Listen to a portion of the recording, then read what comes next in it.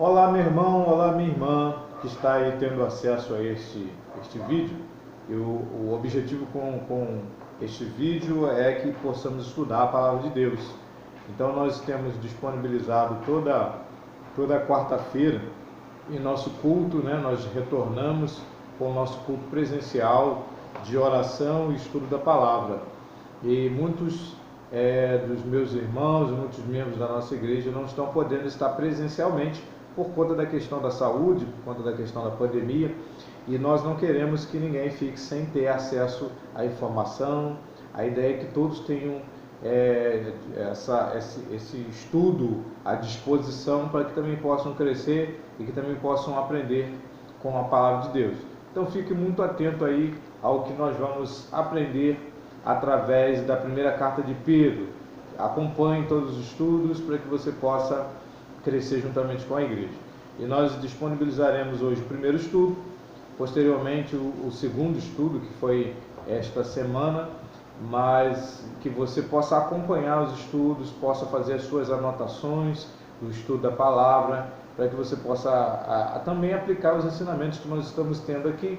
Hoje teremos uma aula introdutória deste estudo e deste estudo de exposição da Palavra de Deus, da primeira carta de Pedro.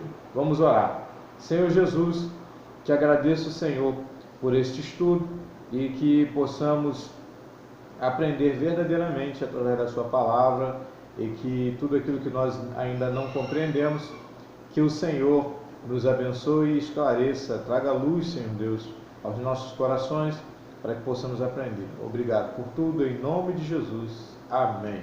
Então temos aí o primeiro estudo.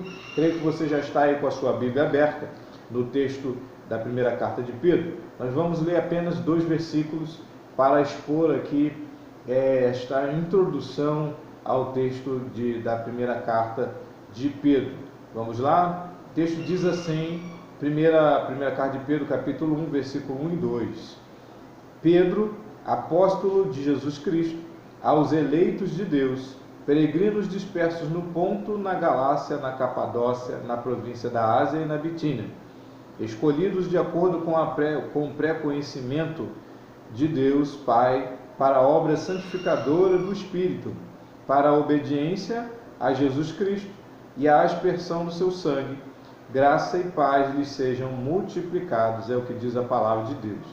Então, para que você possa entender todo o estudo desta carta, é importante que você entenda quem é o autor da carta, quem são os destinatários, que você entenda também qual o contexto em que foi escrita essa carta, para que você possa entender e também aplicar estes ensinamentos quando você passar por situações também parecidas com o que este povo estava passando. E o contexto é importante você entender que Pedro, o autor desta carta é Pedro, está lá no versículo 1, dizendo Pedro, apóstolo de Jesus Cristo. Deixa claro aqui que este Pedro era o apóstolo, era aquele que recebeu o chamado de Deus, e ele recebeu uma responsabilidade de Jesus de fortalecer os irmãos, mas também de apacentar as ovelhas. É este Pedro, aquele mesmo que é chamado de Cefas ou de Simão nos evangelhos.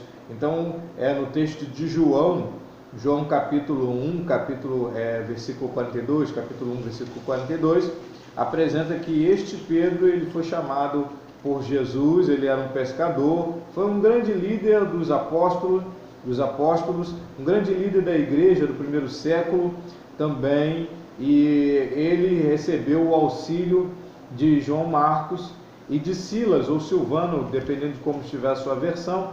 Ele recebeu o auxílio para escrever essa carta destes 2 homens de Deus.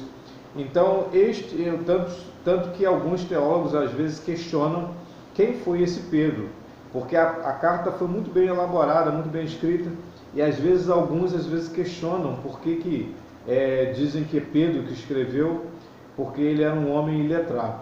Mas aqui mostra que ele não escreveu essa carta sozinho. As informações, toda a palavra foi de Pedro, mas ele teve o auxílio de Silas ou Silvano e também de João Marcos para escrever esta carta. Tá bom? Este é o autor. Mas os destinatários para quem Pedro escreveu esta carta, é importante você saber que os destinatários eram pessoas que estavam espalhados por estes locais aqui onde está descrito aqui no primeiro versículo, no Ponto, na Galácia, na Capadócia, na província da Ásia e na Bitínia. Eles estavam na Ásia Menor, onde hoje nós chamamos de Turquia. Eram crentes que estavam neste lugar porque eram crentes que estavam sendo perseguidos e foram dispersos por esses locais, tanto que o texto de Atos, capítulo 8, Atos 8, versículo 1, fala a respeito destes crentes, que eram crentes que estavam em Jerusalém. Por conta da perseguição, eles se espalharam por estes locais aqui, principalmente depois da morte de Estevão, e eles se espalharam. Então Pedro ele tinha aqui a preocupação de fortalecer o coração destes irmãos que estavam sendo perseguidos, estavam fora de suas casas, estavam espalhados nestes lugares. É interessante citar que Paulo, este povo era um povo que não foi alcançado por Paulo. Então Pedro teve esta responsabilidade. E o contexto era esse, de pessoas, irmãos, que estavam sendo perseguidos. Então, que você guarde essas palavras no seu coração para que você possa entender todas as palavras de Pedro, todos os ensinamentos, entendendo todo o contexto desta carta. Esta carta ela vai falar aos nossos corações, alguns temas. Vai falar sobre salvação, vai falar sobre eleição, sobre santidade, vai falar sobre relacionamento, quando ela fala sobre a questão da submissão nos relacionamentos. Também vai falar sobre a graça de Deus, vai falar sobre tribulações, sofrimento, provações. Então estes são os temas que Pedro vai citar nesta carta para o nosso coração. Então fique atento aí a tudo isso daí, para que você possa entender o contexto, possa entender tudo que Pedro quer passar para este povo e que serve também para nós. E hoje nós aprenderemos aqui, além deste contexto, desta introdução da primeira carta de Pedro, é importante nós aprendermos aqui duas coisas muito importantes no texto. Apenas duas lições Pedro nos deixa através do estudo de hoje. E neste estudo aprenderemos essas duas lições. A primeira delas é que nós somos peregrinos nesta terra. Então você pode anotar aí, está no seu caderninho, no seu bloquinho de notas aí, de que aprendemos que nós somos peregrinos nesta terra. O que quer dizer isto, pastor? Então, o que Pedro quis ensinar dizendo que nós somos peregrinos? O texto fala aqui a respeito dos peregrinos, em outras versões está forasteiros, depende muito da sua versão. Mas o texto diz no versículo 1, Pedro, apóstolo de Jesus Cristo, aos eleitos de Deus, peregrinos, dispersos no Ponto, na Galácia, na Capadócia, na província da Ásia e na Bitínia. Então, você pode grifar aí no seu texto aí, peregrinos, tá? Porque nós somos peregrinos nessa terra. Essa é a primeira lição que nós recebemos através desse estudo. E o que ele quis dizer com isso? Ele quis trazer para nós a ideia de alguém que está vivendo temporariamente em determinado local. É alguém que está vivendo num determinado local, está distante da sua pátria amada, está distante da sua terra. Ele está ali de passagem, vai ficar durante um período em determinado lugar. Este é o peregrino, é aquele que espera ansiosamente pelo retorno à sua casa, ao seu local, assim é o peregrino. Talvez nós podemos trazer para o nosso coração, talvez a ideia de um soldado que ele sai da sua terra e ele vai para uma terra distante, e ali ele passa por algumas dificuldades na guerra, sofrimentos, mas ele sabe que aquilo ali é um tempo que vai passar e ele vai estar um dia no seu local, no seu lugar, porque ele é peregrino, ele é forasteiro naquele local. Então entenda de que quando Pedro fala a respeito de sermos forasteiros, sermos peregrinos, o que ele quer dizer é que nós não somos desse lugar, nós não somos desta terra, nós estamos aqui nesta terra de passagem. Assim como este grupo de crentes estavam lá na Bitínia, na Ásia Menor, onde nós chamamos de Turquia, na Capadócia, eles estavam espalhados nesse local, mas Pedro deixa claro que ali não era o lugar destas pessoas, desses irmãos. Mas Deus ele tem um lugar especial para nós. Deus ele tem um lugar muito especial que Ele preparou para nós. Então entenda que você está de passagem nesta terra, que você não é daqui. Isto precisa ficar muito claro na sua mente e no seu coração. O texto de Hebreus, capítulo 13, versículo 14, você pode anotar aí o texto, Hebreus 13, 14, diz assim: pois não temos aqui nenhuma cidade permanente, mas buscamos a que há de vir, é o que diz o texto. Diz também em Filipenses 3, versículo 20, diz assim: a nossa cidadania, porém, está nos céus, de onde esperamos ansiosamente o Salvador, o Senhor Jesus Cristo. É assim que diz a palavra em Filipenses 3, 20. Então, que você tenha esta consciência de que você não é daqui desta terra.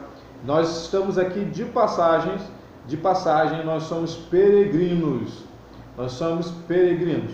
E é interessante falarmos sobre isso, porque quando você entende que você é peregrino, quando você entende que você está aqui de passagem, isto vai influenciar na forma como você olha a vida, vai influenciar na forma como você olha as riquezas, vai influenciar na forma como você olha a morte.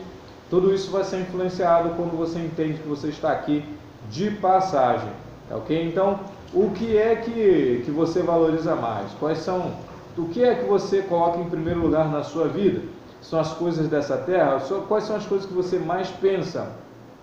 O que você não gostaria de deixar? O que mais você valoriza? São perguntas que você precisa fazer no seu coração e entender que você é um peregrino. O segundo ensinamento, a segunda lição para nós, além de entendermos que nós não somos dessa terra, nós somos peregrinos, entendemos também, através do texto, que nós somos eleitos do Senhor. Assim como diz o versículo 2, diz assim: escolhidos de acordo com o pré-conhecimento de Deus Pai, pela obra santificadora do Espírito, para a obediência a Jesus Cristo e a aspersão do seu sangue. Graça e paz lhes sejam multiplicados, é o que diz a palavra. Através desta passagem, que o versículo 2 fala, escolhidos de acordo com o pré-conhecimento de Deus Pai. Então está falando sobre sermos escolhidos. No versículo 1, o texto está falando sobre eleição, né? Não é isso que o texto está falando aí? No versículo 1 fala, peregrinos, né? Eleitos, aos eleitos de Deus, peregrinos. Então está falando sobre eleição e também está falando a respeito de que esta eleição que o texto está falando, ele apresenta aqui no versículo 2, como nós, como crentes em Cristo Jesus, nós somos escolhidos. E o Senhor, Ele escolheu a todos.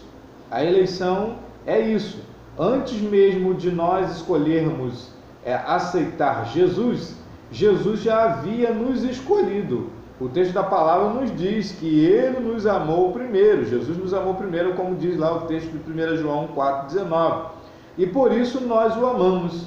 Então entenda aí no seu coração, que segundo o pré-conhecimento de Deus, Ele já havia te escolhido, e você você é um eleito, e através dessa eleição, aí sim nós também escolhemos amar a Jesus, porque Ele nos amou primeiro. Nós já havíamos sido escolhidos por Deus.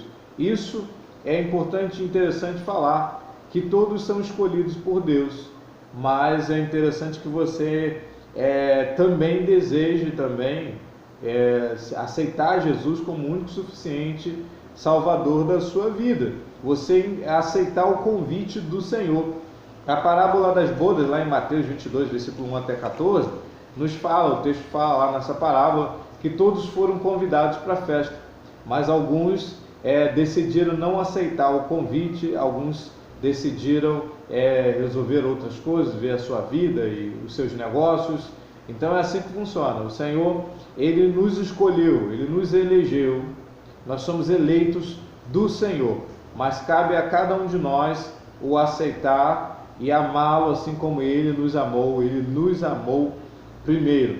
Então nós aprendemos isto do texto de João 3,16, um texto muito conhecido de todos. O texto nos fala, porque Deus amou o mundo de tal maneira que deu o seu Filho unigênito, para que todo aquele que nele crê não pereça, mas tenha a vida eterna. E Atos, capítulo 2, versículo 21, o texto nos fala, e todo aquele que invocar o nome do Senhor será salvo, assim diz a palavra de Deus. Então nós aprendemos hoje duas lições importantes. Primeiro, nós aprendemos a respeito das informações do texto, de que o autor é Pedro, apóstolo de Jesus. Entendemos que os destinatários eram pessoas que estavam sendo perseguidas, estavam passando por perseguição, sofrimento, tribulação. Nós aprendemos isto, mas aprendemos também mais duas lições importantes. A primeira delas é que nós não somos dessa terra, nós somos peregrinos. Então entenda que você não é deste lugar, você está aqui de passagem. E a segunda lição é de que nós somos eleitos de Deus, porque Deus nos amou primeiro.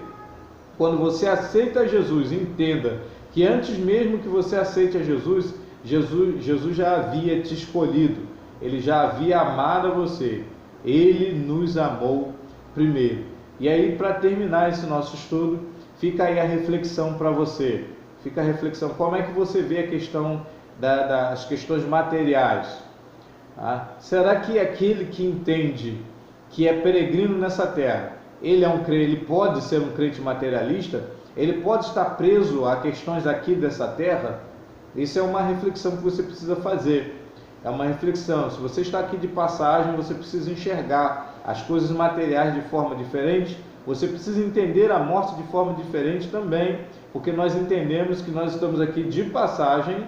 Então um dia nós estaremos com Cristo. Entenda isso também. E que você é um eleito do Senhor, que o Senhor escolheu a todos, mas cada um de nós precisa também tomar a sua decisão. E o Senhor, muito antes de você aceitar a Ele já havia aceitado você, Ele já havia escolhido você, já havia amado você, porque Ele nos amou primeiro. Então, estas são as lições que nós temos para hoje. Então, fique antenado aí em todo o estudo, fique ligado aí nas próximas lições, no próximo estudo da palavra, onde nós vamos aprender sobre a viva esperança. Deus abençoe você, Deus abençoe sua vida, toda a sua família, e seja uma bênção na vida de alguém. Não simplesmente seja abençoado, mas também seja uma bênção na vida de alguém. Deus abençoe você em nome de Jesus. Seja muito abençoado. Amém.